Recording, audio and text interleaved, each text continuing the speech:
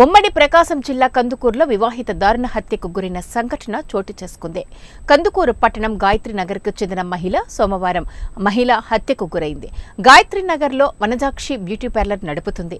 వనజాక్షి తల్లిదండ్రులు ఎన్నిసార్లు ఫోన్ చేసినా ఫోన్ తీయలేదని, తల్లిదండ్రులు కంగారుతో వనజాక్షి ఇంటికి చేరుకోగా ఇంటి తలుపులు వేసి ఉన్నాయని, కంగారు పడి తల్లిదండ్రులు తలుపు పగలగొట్టి ఇంటిలోకి వెళ్లగా వనజాక్షి రక్తపు మడుగులో పడి ఉన్నట్లు తెలిపారు. భర్త హరికృష్ణ హతమార్చి ఉంటాడని ఆమె తల్లిదండ్రులు పోలీసులకు తెలిపారు. అలాగే తల్లి మాట్లాడుతూ హరికృష్ణ హనుమానంతో గొడవలు పెట్టుకుంటూ ఉంటాడని, కుమార్తెను ప్రతిరోజు వేధిస్తూ ఉంటాడని తెలిపారు. విషయం తెలుసుకున్న కందుకూరు పోలీసులు సిఐ ఆధ్వర్యంలో కేసు నమోదు చేసి విచారణ చేపట్టారు.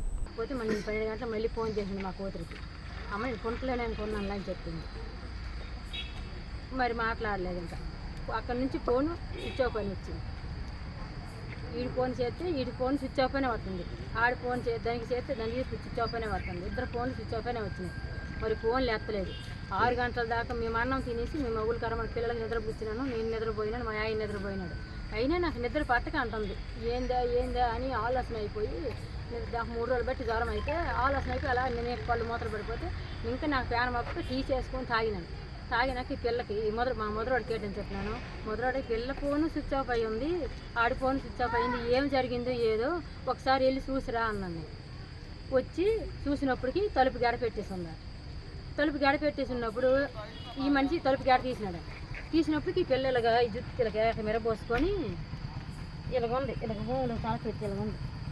నేను గబగబు వచ్చి ఏంది పిల్ల ఎలాగుందని బతికే ఉందేమని నా ప్యాన్ మప్పుగా ఇదంతా నాకు అర్థమైపోయింది. పిల్లకి వాట వేసుకున్నాడు.